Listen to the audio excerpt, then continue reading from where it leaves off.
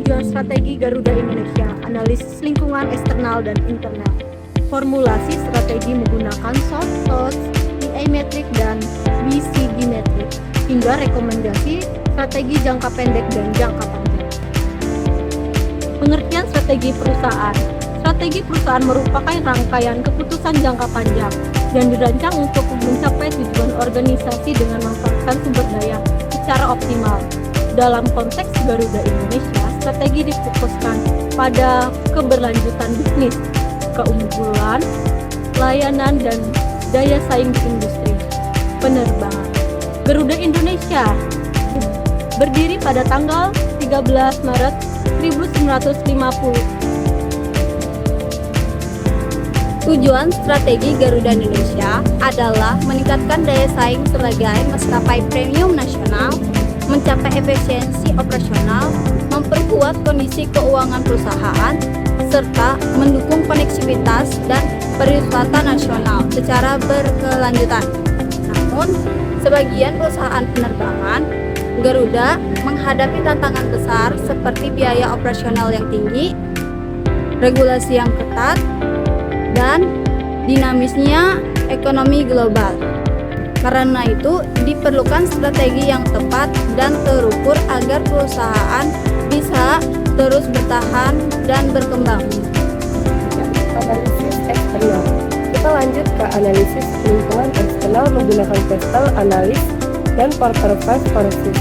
Dari sisi Pestel, faktor politik menunjukkan kuatnya peran pemerintah sebagai pemegang saham, sekaligus adanya regulasi ketat. Faktor ekonomi dipengaruhi oleh harga aftur, nilai tukar rupiah, dan inflasi. Secara sosial, terjadi pemulihan mobilitas dan pariwisata pasca pandemi. Dari sisi teknologi, digitalisasi layanan dan operasional menjadi kunci efisiensi. Faktor lingkungan menuntut pengurangan emisi karbon, dan faktor hukum mengharuskan kepatuhan terhadap regulasi penerbangan nasional maupun internasional. Sementara itu, Porter 5 Forces menunjukkan bahwa industri penerbangan memiliki tingkat persaingan yang sangat tinggi, daya tawar pemasok dan pembeli kuat, ancaman substitusi sedang, dan hambatan masuk industri tinggi. Kondisi ini menekan profitabilitas perusahaan, termasuk Garuda Indonesia. Selanjutnya, kita lihat kondisi internal Garuda Indonesia. Kekuatan utama Garuda terletak pada citra sebagai maskapai nasional, standar keselamatan tinggi, layanan premium, jaringan internasional yang luas, serta anggota dalam Maritime Alliance yang memperluas konektivitas global.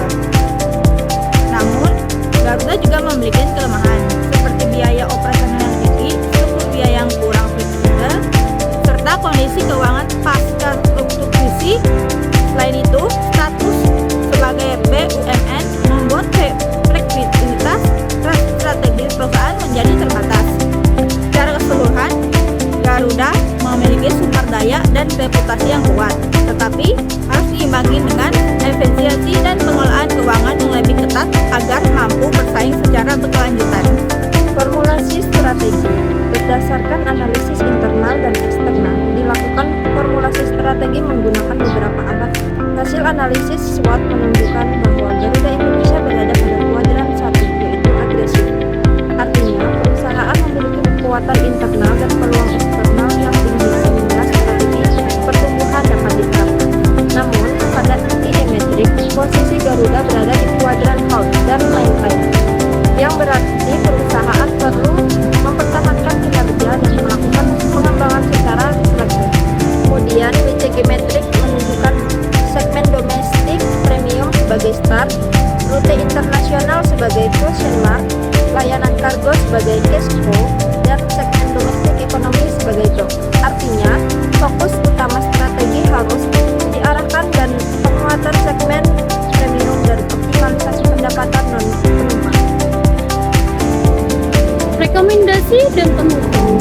Dari seluruh analisis tersebut, dirumuskan beberapa rekomendasi strategi. Dalam jangka pendek, Garuda Indonesia disarankan melakukan efisiensi biaya, optimalisasi rute yang menguntungkan, peningkatan kualitas layanan digital, serta pemulihan kepercayaan konsumen. Untuk jangka panjang, perusahaan perlu mengembangkan bisnis kargo, memperluas kerjasama global, menerapkan strategi keberlanjutan, serta memperkuat inovasi layanan. Kesimpulan, PT Garuda Indonesia memiliki posisi strategi yang cukup kuat untuk bertahan dan tumbuh dengan fokus pada layanan premium, efisiensi, operasional, dan strategi berorientasi keberlanjutan. Garuda Indonesia dapat mempertahankan perannya sebagai maskapai nasional yang kompetitif. Sekian video penjelasan dari kami mengenai PT Garuda Indonesia. Semoga video materi dari kami bisa bermanfaat bagi kalian semua. Sekian video materi dari kami ucapkan terima kasih.